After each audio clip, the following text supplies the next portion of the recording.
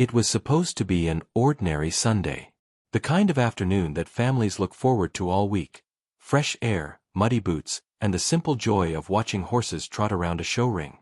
No cameras set up specifically for them, no red carpets, no formal obligations. Just a family outing. And for Prince William and Princess Kate, those kinds of days have always mattered the most. They arrived at the local horse show quietly, the way they prefer whenever they can manage it. William in a casual jacket, Kate with her hair down and a warm smile on her face, and their children moving freely among the crowd. Princess Charlotte, 9 years old, was particularly excited. She had been looking forward to this day, and it showed in every step she took, bouncing slightly on her heels, pointing at the ponies, holding a juice box with both hands like it was the most important thing in the world. She looked like every other child there, and that was exactly the point. For a while, everything was perfect. The sun was cooperating. The horses were beautiful. The crowd was cheerful. And Charlotte was in her element, clapping enthusiastically every time a young rider cleared a jump, whispering observations to her mother, and soaking in every moment with that wide-eyed curiosity she has always carried so naturally. Those who were nearby that day later described the scene as genuinely lovely, a family that seemed, even for just a few hours, completely free. But something happened in the middle of that perfect afternoon. Something quiet, something that most people around them didn't even notice.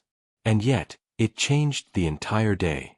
More than that, it set off a chain of events that would shake the inner circles of the royal family for weeks afterward, and ultimately force Prince William into making one of the most personal and decisive moves of his time as a public figure. The tension didn't arrive loudly. It never does in situations like this.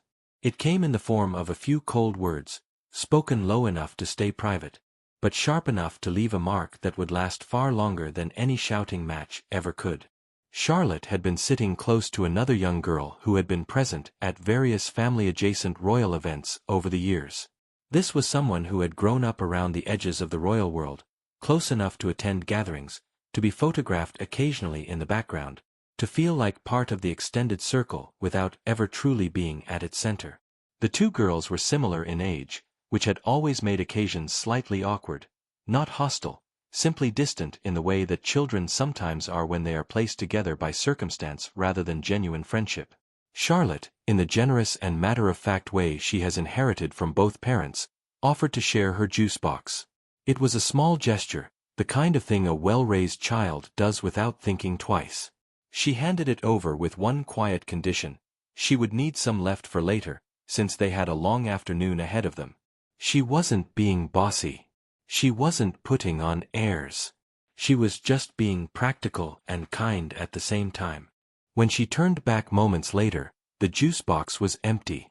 Charlotte's reaction was measured, just a surprised frown and a reasonable question. Why had she done that, after being asked not to? The response she received in return was not an apology. It was not embarrassment. It was something far more calculated and far more cruel, especially coming from one child to another. The girl told Charlotte that she acted like she was already in charge of everything. She said that Kate was not a real queen and was simply pretending. She told Charlotte that she wasn't special, and that one day she would simply be married off and that would be the entirety of her future. Just someone's wife. Nothing more. There was no audience for this exchange. There was no dramatic moment where the world paused. Just a 9-year-old girl standing in a muddy field, holding an empty juice box, being told by someone she had trusted with a small kindness that her worth was limited and her mother was a fraud. The words were delivered without raising a voice. That almost made it worse. Charlotte didn't respond. She didn't have the words, or perhaps she simply understood, in the way children sometimes do, that there were no words that would fix what had just been said. Her face changed. The spark that had been there all afternoon, that bright, curious energy that everyone who knows her recognizes immediately, went quiet. Her eyes filled, and she walked away. She went straight to her mother.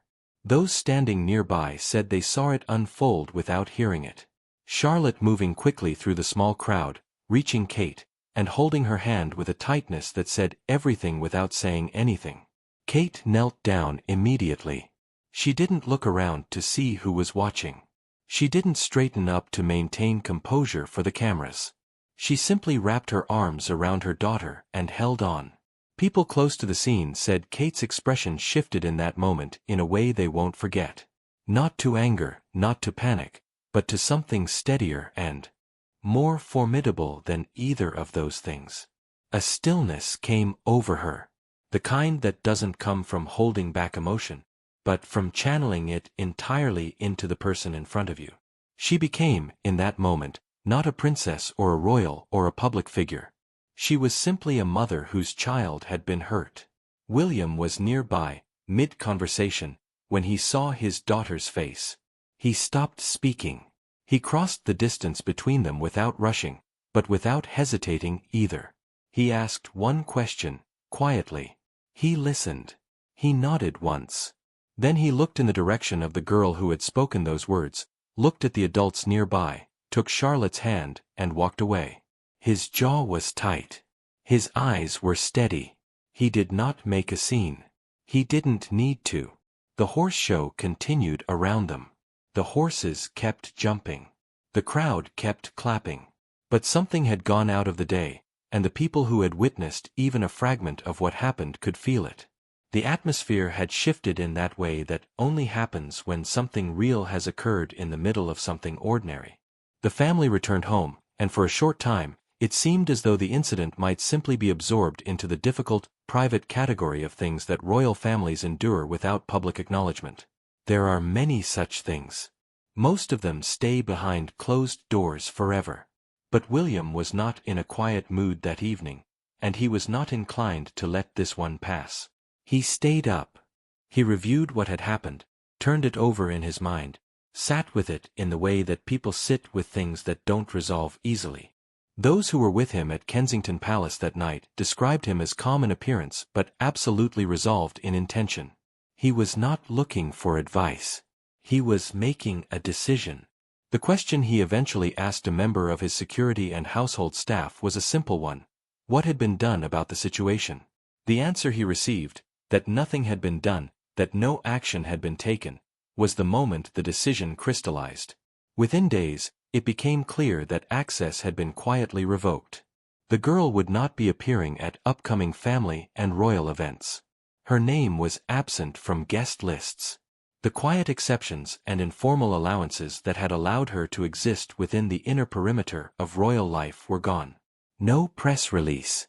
No public explanation. Just a door that had been open now being closed, firmly and without drama. Royal reporters and correspondents noticed quickly, because they always do. An absence at one event is coincidence. An absence at two is a pattern. Within a short time, sources were confirming what many had already suspected, that William had personally drawn a line, and that the incident at the horse show was the reason.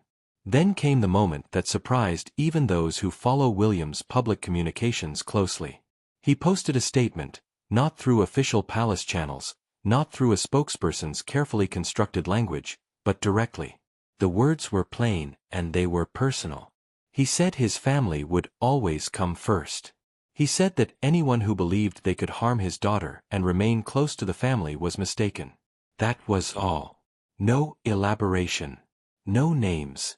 No lengthy explanation of circumstances or grievances. Just a father, speaking in the language of a father, making it known that something had changed. The response was immediate and vast.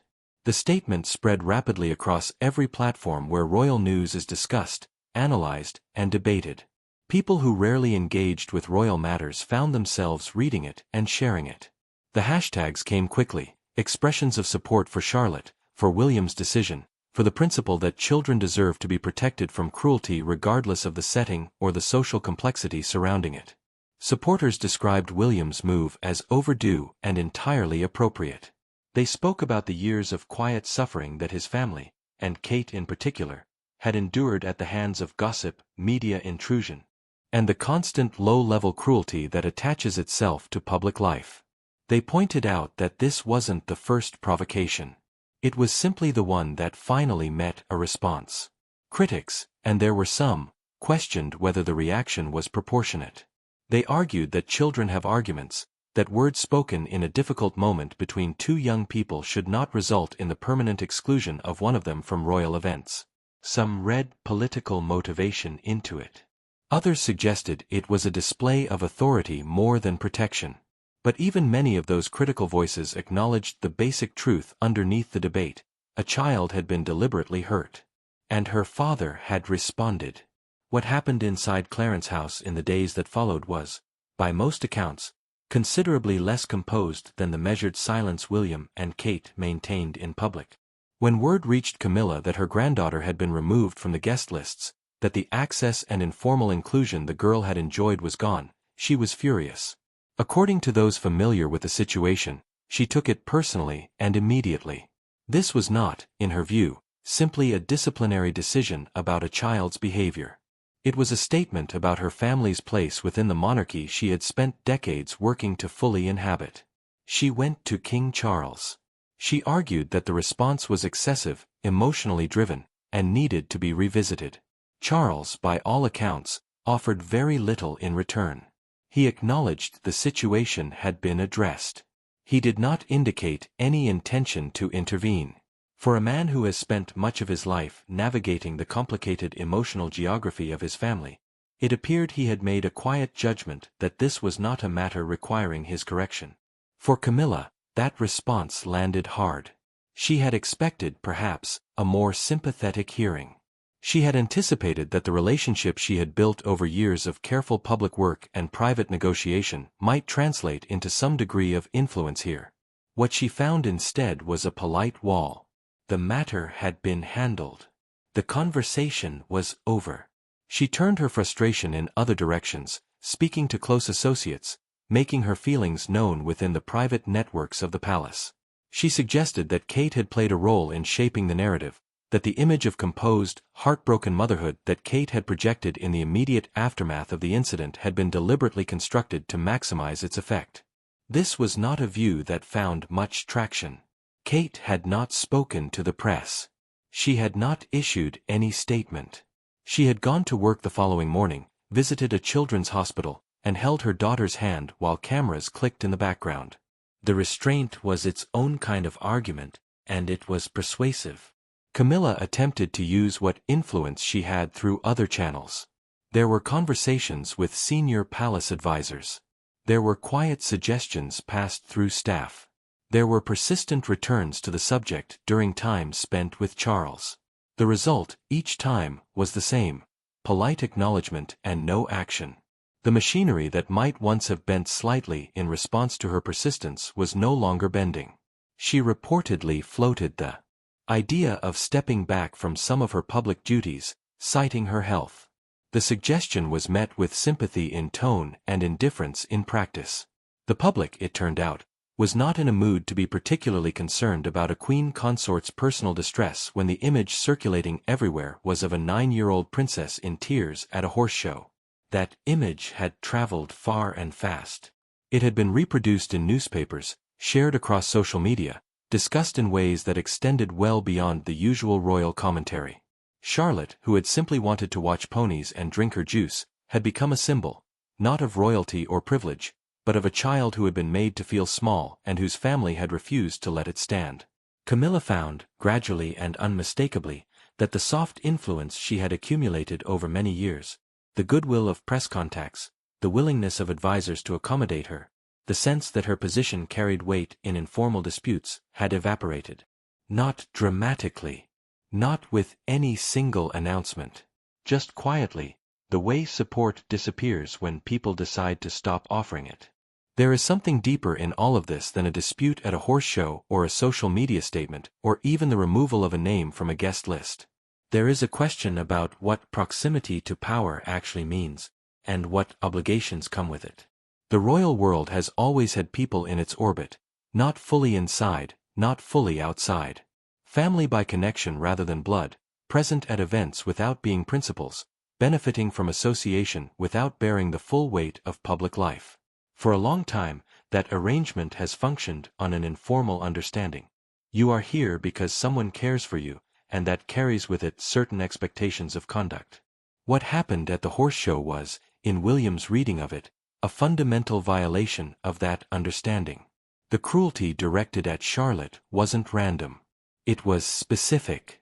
It targeted her mother's legitimacy and her own future with a precision that suggested it had been thought about before it was spoken. And it was delivered in a context, a family-adjacent event, a space where Charlotte had every reason to feel safe, that made it worse. William's response was not impulsive. It was considered. He waited. He thought. And then he acted in a way that made his priorities perfectly clear. His daughter comes first. His family comes first. The informal courtesies that had been extended to those on the edges of that circle are conditional on those people understanding what they owe in return. Whether one agrees with every detail of how he handled it, the principle is not difficult to follow. There is a line. He drew it.